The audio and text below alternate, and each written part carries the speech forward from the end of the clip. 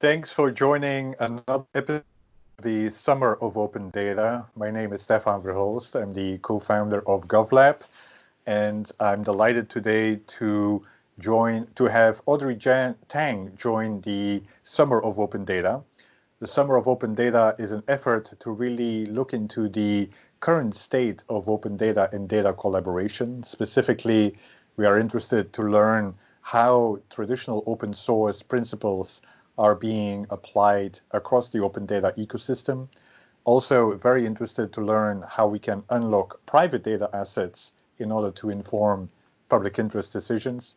And obviously, how can we do all of this while ultimately establishing a new sense of data responsibility and data equity? And so today we will discuss some of those issues with Audrey Tang.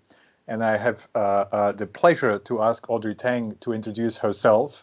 I mean, Audrey, you have a long list here of titles, including Minister without portfolio, but that might have changed since the bio was shared with me. So Audrey, perhaps if you could explain very briefly what your current position is, what you're seeking to do, and then we can dive in into the Summer of Open Data questions. Okay, I'm Audrey Tang. My current position is International Advisory Board member of the GovLab. Well, Exactly. among other things. And a board member of Digital Future Society Radical Exchange, the Council Democracy Foundation. And my day job is Taiwanese Digital Minister in charge of social innovation and open government. Great. Brilliant. Thanks for indeed alerting everyone that and we are so delighted to have you on the International Advisory Board to GovLab. And so let me start with COVID-19, which is, of course, on everyone's mind. And if you look at the coverage of Taiwan and COVID-19, quite often we see the headlines that Taiwan has hacked the pandemic. And so what do we mean by hacking the pandemic? And specifically, what was the role of open data towards hacking the pandemic as such? Yes, I think it's been 100 days, more than 100 days since we have the last locally confirmed case. We're firmly post-pandemic now. And what we have done is to make use of the open data ecosystem to make sure that people can build their own applications to give participatory accountability.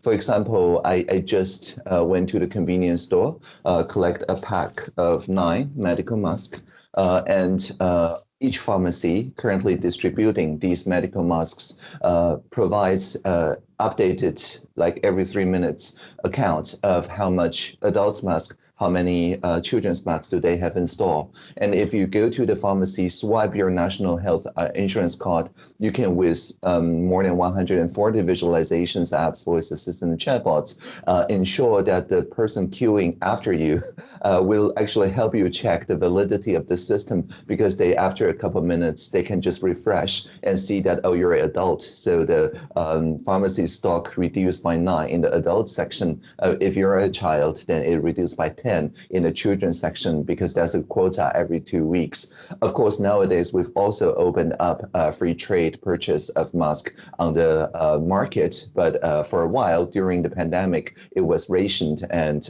trading was banned. Great. And so you're also really known for actually really tapping into a collaborative spirit, which somewhat gets referred to on the kind of open source way of going about solving a public problem. So tell us a little bit about how you applied, having spent for years in the open source movement, how you have applied some of those open source principles to actually the current job that you are holding.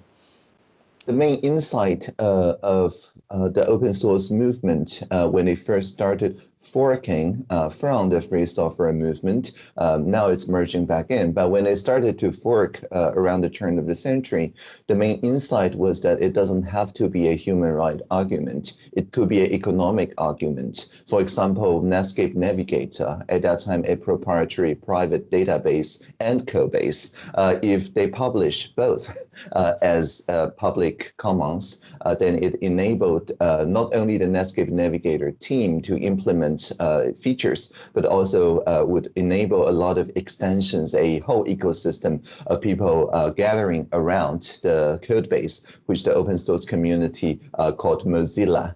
And nowadays, nobody uses Netscape Navigator anymore, except in emulators, I guess. But we still use Firefox.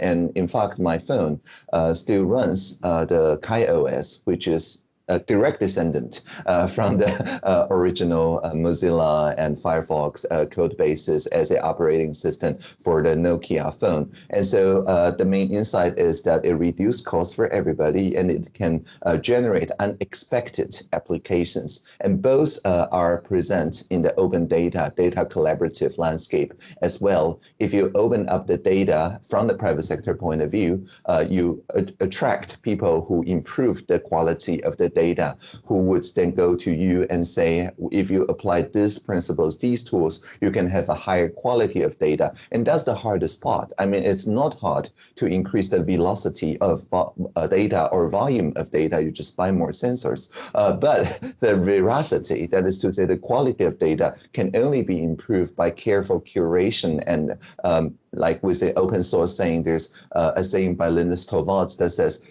when there's enough eyes looking at it, all bugs are shallow. And that is the first thing, is about the veracity. And the second thing is about enabling unlikely, unforeseen applications. For example, when we convinced the pharmacies to publish those data, nobody would predict that people would build analysis systems that basically analyze the oversupply and undersupply in selected districts, whereas most of Taiwan, we have a pretty good supply-demand match. In certain areas, there's no such match, and people would then investigate and get to the bottom of why. For example, people work very long hours, and so by the time they get off work, all the pharmacy gets closed. That's why we need to partner with convenience stores. And for example, there may be unequal distribution, in which case we'll have to enlist more health institutions other than pharmacies in that particular area as well. But all of this is built upon this kind of like distributed ledger, people seeing every 30 seconds at a time which pharmacies are indeed suffering from oversupply or undersupply. Cool. And so focusing on data collaboratives, Audrey, so last year you engaged in an experiment around a presidential data collaborative initiative. And so, so, as you know, GovLab has done a lot of work around the concept of data collaboration, where we really try to understand what are new mechanisms and models to match demand and supply. And so, can you tell us a little bit about the initiative that took place last year? What was the value for instance, also how you went about COVID-19, or more importantly, how do we scale this, which is always one of the biggest challenges, is to actually really make this sustainable and systematic. Do you want to scale it up, scale it out, or scale it deeply? Because these are different strategies. Okay. Whatever you feel is needed. Okay, right. The presidential hackathon, which is the third year running now, we're holding the presidential hackathon. The international track just started a couple of weeks ago. The domestic track, we're down to the top 10, but it's a interesting configuration of an annual 3-month prototyping session with all the 3 sectors that always results in working public sector improvements. And so the idea is that every year our president, Dr. Tsai Ing-wen, gives 5 trophies to 5 teams. And the trophy is a micro projector and with the shape of Taiwan. I think it's glass this year. And if you turn it on, it projects Dr. Tsai Ing-wen handing you the trophy. So it's very meta. It's a self-describing trophy. And with the promise that whatever you did in the past 3 months will become our national policy, our national priority in the next 12 months. And so it's executive branch binding power as Presidential Hackathon Award. And so this prompts a lot of people to propose very interesting ideas. For example, there was an idea around making sure that people who measure their water quality can do so very easily using a 0G network and a device called WaterBox that is solar powered. And they proposed that last year because we have a new law last year that says if there's any in the arable land, in the agricultural lands, if you have a plant, that is the industrial plant, that pollutes the waterways of plants, that's an organic plant, then the central government can cancel your water and electricity supply. And so the manufacturers who lives within the arable lands are all very eager to prove that they did not pollute the waterways. It's actually their upstream, they say, but it's hard to know without continuous monitoring. And so the idea of such a data collaborative is that not only farmers, not only scientists, but actually the people who are in those factories who insist that it's not them, it's somebody upstream, will be prompted to purchase such very inexpensive boxes that rise to this distributed ledger continuously with the main three pollutants in the water. And very quickly then we can have a map that maps out the water quality and find out which river is actually being polluted and handle the spikes in a much more timely manner. And they built upon the community called Airbox, which is doing the same thing for air pollution for around 5 years now. Again, with very inexpensive, less than $100 per box in the primary schools, in their balconies and so on. Again, writing to a distributed ledger, again, showing the government where are the pollutants. And the government actually entered into a negotiation because of the presidential hackathon. And the president really liked the idea. And we also worked with the industrial parks so that they would agree, well, they couldn't disagree, but they would consent to that we use those microsensors on the lamps. So it's a smart lamp, but it doesn't do face recognition or anything like that. It just measures the air quality so that people can complete a piece of puzzle, because the primary school teachers probably cannot break and enter industrial parks to install such air boxes. And so this community sensing then prompts new applications, novel applications. For example, advisories for people who wouldn't work well if they go outdoor in sport, like running and so on. But if they have a condition that a high PM 2.5 or a heat or whatever would interfere with their system, they can check it beforehand and so on. There's many applications once you have this very fine-grained data around air pollution and now on water pollution. Great.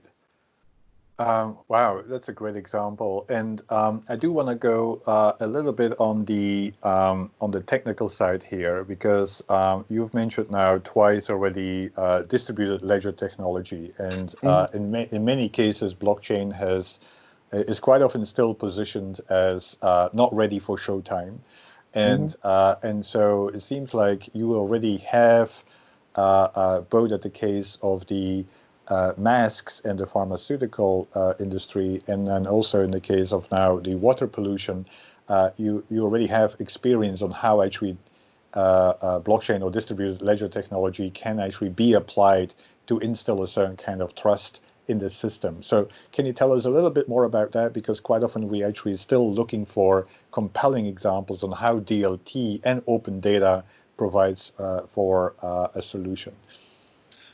Sure. I say DLT instead of blockchain, precisely because Airbox, I think, initially used IOTA, which is technically speaking a cyclic graph, not really a chain. And so to me, like DLT and blockchain is like search engine and Google. This is generalized idea and this specific implementation. So I usually say DLT. And we use DLT really just for its most mundane use.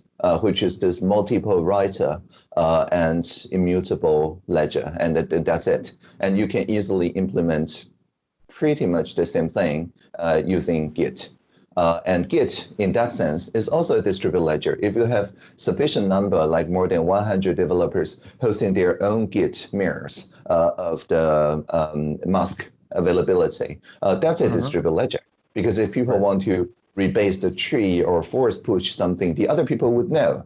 And because of that, Git is as good as a distributed ledger as, say, Ethereum for that, because we're all developers and we all keep each other honest. Of course, there's no smart contract or so on, but I guess you can implement that using commit hooks. Never mind. So in any case, there's no smart contract and so on. This is purely a database that anyone can host a mirror, and people can see for themselves that nobody can go back and rewrite history without every other people's permission. And that is the most mundane way of using DLT, and that's exactly the way we're using it. Great. Great, excellent, and thanks for that explanation. So let's go to the other, and connect that also with open data, the other innovation that you are well known for, which is this new way of engaging citizens as well. And so we have Taiwan V as a model of how to conduct deliberation and then really achieve a certain kind of citizens' input. So question to you, Audrey, is how can we engage citizens? I mean, you already gave an example, actually, but how can we engage citizens in an ongoing way around open data? I mean, so here at GovLab, we are trying something around citizens assembly around data in order to really engage with citizens around the use of data for COVID-19 in New York City, but eager to learn other examples from your end. What's the potential of deliberation in the context of open data with regard to what questions one should seek to answer, or with regard to the data that, or the expectations of people about their data? So first of all, I think their data is an interesting angle, an interesting beginning point. When I talk about mask, about rivers, about air quality, there's one thing in common, is that it's not their data. That the mask doesn't have a subjectivity, last I checked. Hello. And so Musk would not say that they have personhood and that they would refrain from sharing how much of them are still in stock. They would not resist being profiled. This is a mask of this design. This is a mask of that design. They wouldn't mind, right? So there's no bias, injustice when we're talking about the amount of mask or about air quality or about water quality. And so that sort of, which I would call public use data or environmental data is one thing, and personal data quite the other thing. And so I think the main Taiwanese insight is that we do not confuse these two. We say numbers for, like statistics for evidence-based policymaking, we say 数据, literally numeric evidence. And then personal data, we say 个资, personal data. And these two pairs of, these two pairs of dual syllable words do not have anything in common. It doesn't share the same root at all, right? One side is called evidence, and one side is called personal data. And so my main point is that just this distinction needs to be deliberated. There's sometimes people would say, oh, but for the locally confirmed cases, surely their travel history belongs to the evidence part, because everybody would benefit from learning of where they have been. But then our Central Epidemic Command Center has to push back, saying that no, even if we just publish a set of histories, that is to say places and dates, it's easy actually for people to then re-identify and find out who actually that have been. And maybe they would feel pressure. They will feel that the society doesn't like them. And so if one or two cases like that happen, then the next one who develop a symptom would not report to a local clinic. And that will actually put all of us in danger. And so they insist that this is personal. This is not statistics. It's not a evidence for policy making, and so on. And so we had a deliberative conversation around a tool called Polis that will just ask everyone, what do you think is the norm around this particular area of data. And in cohack.tw, we asked 5 broad areas of questions about people's norms. For example, the one I just mentioned is about contact tracing, but there's also another one around, say, hospitalization, ICU capacity, and so on. And so when people proposed a statement, like there was a proposal that said, I feel that we need to develop a tool that triage people who go to ICU, not by the time they arrive or by the severity, but by their estimated remaining contribution to the society. And then we only treat those with a higher remaining estimated contribution to the society. And that's very divisive. Half of people who participated, usually from the American side, said it's a good idea. And pretty much everyone from the Asia said it's a terrible idea. It's against the law in Taiwan, by the way. but I mean, that's fine. I mean, every jurisdiction have their own norms. But the great thing about Polis is that instead of this developing into a flame war, which I see a lot of potential, there is no reply button. So the only thing you can do if you disagree is to click disagree, see yourself, your avatar move toward a different camp a little bit, but then see what unifies the camps together, and then propose your own ideas that then works with the different camps. And the Polis automatically summarizes the conversation. So by the end of it, we have a set of ideas that are, I would say, is universal norm. No matter which part of the earth you're on, you think is a pretty good idea. And so one of the 5 winners of the Cohack hackathon is someone called My Data Taiwan, and they developed the logboard. The logboard is a app that collects your whereabouts, your temperature, symptom, and whatever, but it works only in airplane mode, meaning that even if you have Bluetooth and Wi-Fi and 4G and 5G, it doesn't transmit any data anywhere. It's only used for communication, is that when the contact tracer do come to you for an interview, you can, with one click, generate the kind of evidence they need to do their work without revealing any private details of you or your family.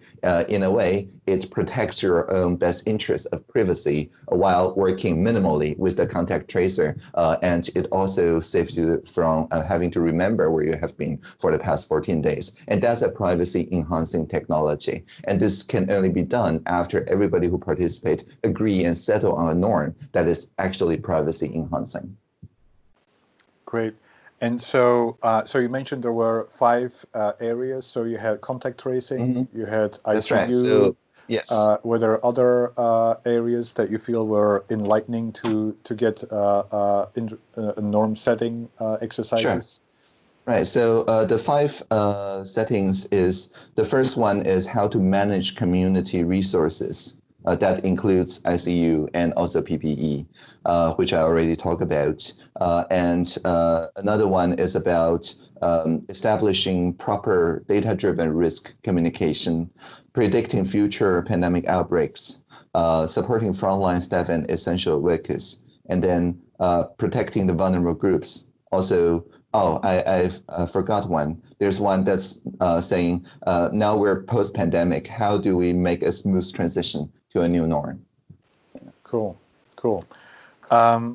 Great. And so the other element, and we will definitely check these out as well, Audrey. The other element that we quite often hear, in addition to the data equity, data responsibility, which anyway we believe should be part of actually the third wave of open data, to have actually a more sophisticated kind of conversation about, which of course you have alluded to by making that distinction between the different types of data as well. But the other area that we quite often hear is the need for new skills within government, new kind of positions in order to really understand what the role of data could be in order to transform how decisions are made. And so I don't know, Audrey, what the situation is in Taiwan with regard to thinking about the public servants, and especially thinking about is there a need for a new skill set that can develop a more data-driven kind of decision making, and perhaps that's something that you've worked on as well. Yeah, we're now currently working on the second term of Dr. Tsai Ing-wen's presidential terms, our digitalization plan. And there's four pillars that correspond to the new skills that we would like to share within the public sector. And the four pillars, which spells DG, by the way, are digitization skills, innovation skills, governance skills, and inclusion skills. And these are the kind of four pillars around really anything around digitalization, not just data. But of course, data is a sure part of all the four pillars. And I think it's important to understand that there's different lens going on here. And instead of just buying into a particular lens, for example, innovation and inclusions perspective, I think it really pays to make sure that we can take all the sides. Like when there is a need, for example, for people to share their data around their symptoms, which is what we are seeing in COVID. There's this innovation branch that says they want to have access to as much insights as possible across as much medical screenings as possible so that they can, for example, train a assistive intelligence to tell whether one is COVID positive just by looking at a X-ray scan or some sort of other scans, as that is, of course, something that's never been done. And so you need a lot of new, sometimes raw data, and that's the innovation branch. But then the inclusion branch would say what we really need is to include more community practitioners into understanding how this virus works and empower them with not only communication material, but also affordable devices such as mask and soap and alcohol hand sprays and temperature checks and infrared and things like that, which individually doesn't reduce the R value that much, but when all composed together may have actually a higher impact on the R value containing compared to any one single magic AI technology. So that's a different branch of arguing. And I think within the government, depending on their ministry, because every ministry represents a different value, they already can instinctively argue from one of the four pillars or more. But the point of presidential hackathon is to empower people to work within their own ministry with different professionals and also across different ministries and with municipalities and cities and also with the social and private sector. And so all the top 10 teams in this year's presidential hackathon are cross-sectoral and we coach them to have at least one person from the social, one person from the private, and one person from the public sector so that they can look at the same thing but from three very different perspectives. Of course, they participate in the hackathon. The digitization is kind of a given, but that's the point. And so I would argue that we use problem-based learning, look at real-world problems instead of training problems, which tend to be oversimplifying, and then check all the four pillars and see that their stakeholders are present and swap their positions until they can argue at each and every side from each and everybody's positions. That's very interesting because, and I do like the problem-driven approach, because one of the areas also that we are looking into around open data is to become more purpose-driven as opposed to supply-driven. Because we've seen a lot of the open data use cases were use cases that started from the data. Oh, now we have access to data. What can we do with the data, as opposed to actually have a clear understanding of what are some of the problems that are crucial to address, and what's the potential on then using data to really address that problem. So tell us a little bit about how problems are being defined, because that's already quite often where lack of certain groups of society to actually be able to play a role in the agenda setting. So how does this happen within, for instance, the hackathon, but also within the your branch? Yes. Yeah. The presidential hackathon begins with a long, multi-week period of a wishing pool where people can just type in whatever they wish to see happen. And the only thing we require is that they need to label their wish with one or more really, but one of the 7 sustainable development goals. And so from SDG 1, which is a problem that really needs to be solved, which is no poverty, like we need to solve poverty, and 2, which is to solve hunger, and then 3rd, which is to ensure health, and 4th, education, and so on. I can go on. And so all those 17 are already well-established vocabulary of talking about world-scale problems. I mean, that was what everybody agreed back in 2015 as the 17 most important topical areas to work on for the next 15 years. And so it's a good taxonomy, and we just use that. And so you can type anything. For example, people would say, I wish that people in cultural institutions such as museums who visit, and if they have blindness or have a difficulty in seeing things, I wish anything that sighted people can see gets translated into voice narration, so that people can enjoy the same sort of immersion into cultural events and exhibitions. So that's a very concrete idea. And it can be filed, of course, under reducing inequalities or under sustainable education or things like that.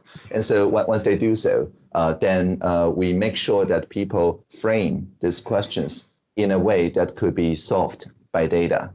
And so any team can then propose, I'm going to tackle this wishing pool idea, this one, and this one, and turning those very vague ideas into very concrete data collaborative blueprints. So yeah, so for example, a public servant of a frontline worker in the Ministry of Culture would say, oh, it's a great idea. And because of my expertise, I know exactly what needs to happen. The museums need to share their visual data. The narrators need to be using this pipeline so that they can narrate for one blind person, but it's being recorded and it's remixed and hosted here so that people can then use a phone to access that previous narration and maybe comment on it and so on. But they did not have the expertise which the private sector would provide on the technical parts of the data pipeline, nor do they have the connection to mobilize a lot of narrators and people with blindness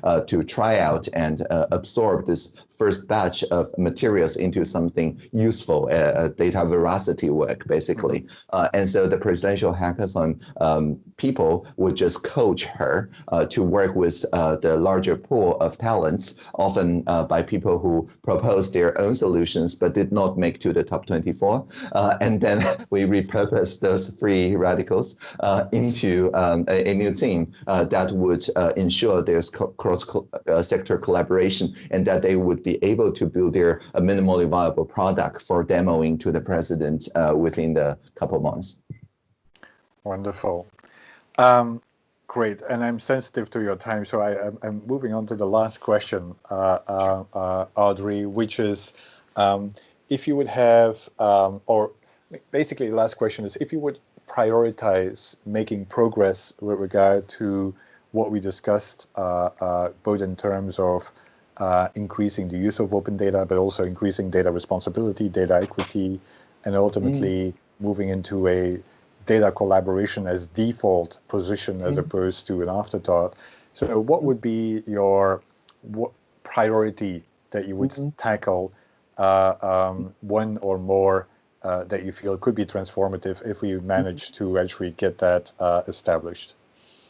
Yeah, I would focus on data competence. And that is like media competence. It's a term that we use in our K-12 curriculum that is default, starting from the first grade.